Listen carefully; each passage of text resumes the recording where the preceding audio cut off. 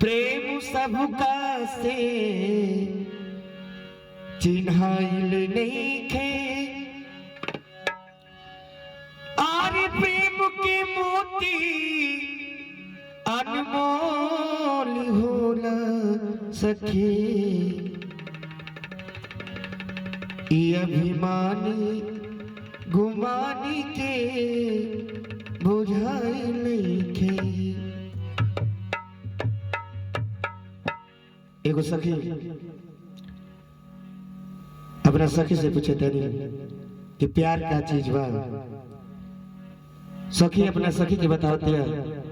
आई हम गायक भुल्लन गाजीपुरी आई जोड़ी देखा तारी जाए नाल पर हमारा मन जी बड़ी प्यारा सखी अब लोग के सामने रखा तारी जाए।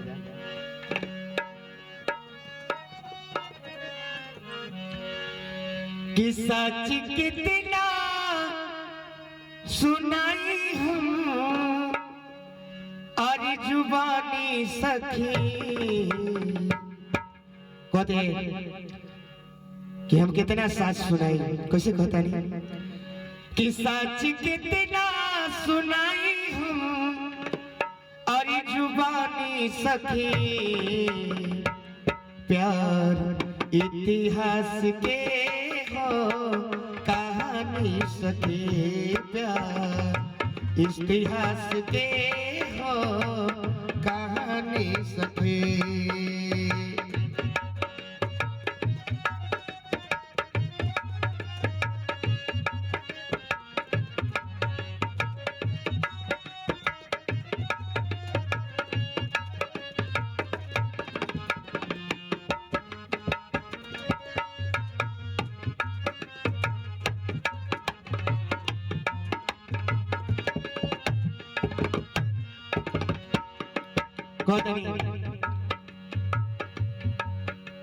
सब लोग जाना था काधा से राधा नैया लगानी हले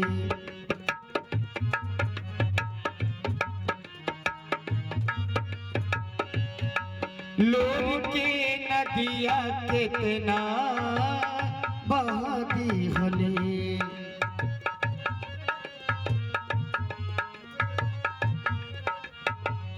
कहते कि जीवन पूरा राधा जी काधा के ऊपर निछावर कर देले लेकिन इस समाज ये दुनिया वो प्रेम के ना समझ पायल लोग घोल का दुनिया को ही कि कोई नादानी सखी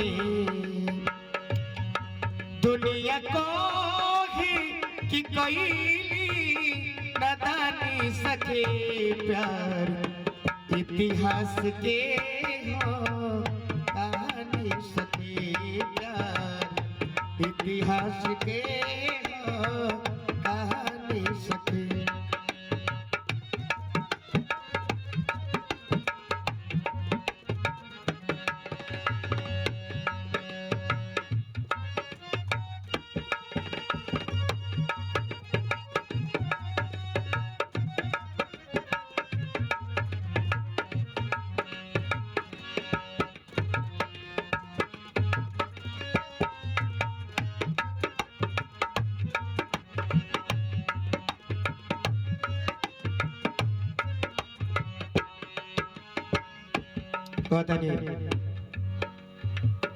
जब वो प्रेम का प्रीत निभावे माता जानकी जी चलने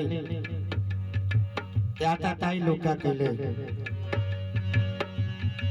प्यार पावे जब चलनी सिया राम से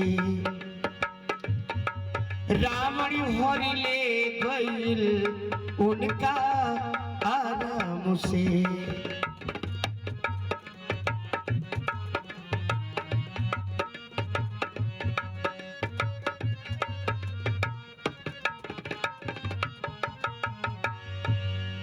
प्यार पावे जब चलली सिया राम से, रावण हरले गइल उनका आराम से। ये सखी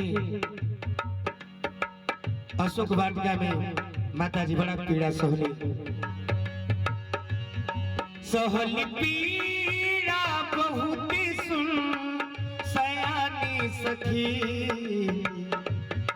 सहली पीड़ा बहुत सुन सयानी सखी। प्यार इतिहास के हो कहानी सखी, प्यार इतिहास के हो कहानी सखी।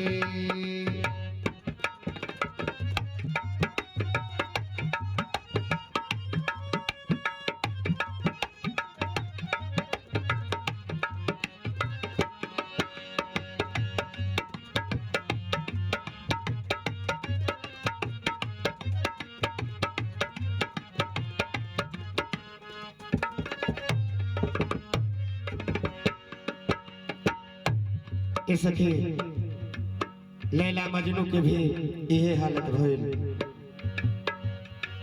लैला के बिना मजनू अधूरा रहे,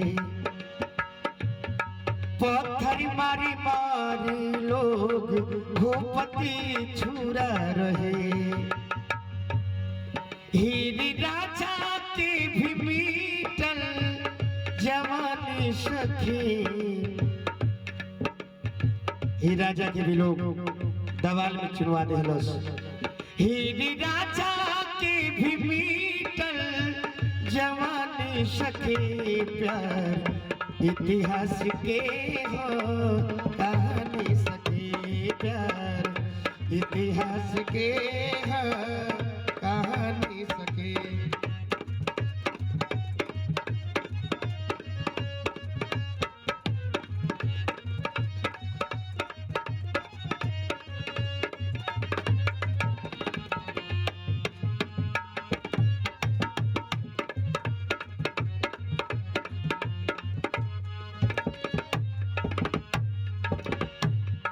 ऐसे समझाता नहीं सखी अपना दूसरा सखी को समझाता है। ये सखी अगर खुश रहे के बाद हम तो कहता नहीं कि कबू प्यार मत करिहा। कैसे कहता नहीं, प्यार न करिहा अगर खुश रहे के बाद,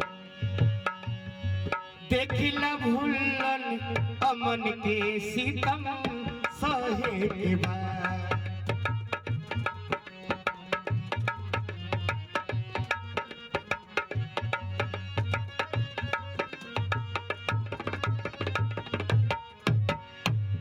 ए सखी पूरा जीवन आंख में आंसू रह जाला, उम्र बीती जाला आंख में भर के पानी सखे। उम्र बीती जाला आंख में भर के पानी सखे, प्यार इतिहास के हो कहानी सखे, प्यार इतिहास के हो कहानी सखी। सच कितना सुनाई हम जुबानी सखी, सच कितना सुनाई हम जुबानी सखी, प्यार इतिहास के हो कहानी सखी, प्यार इतिहास के हो कहानी सखी, प्यार इतिहास के हो कहानी सखी।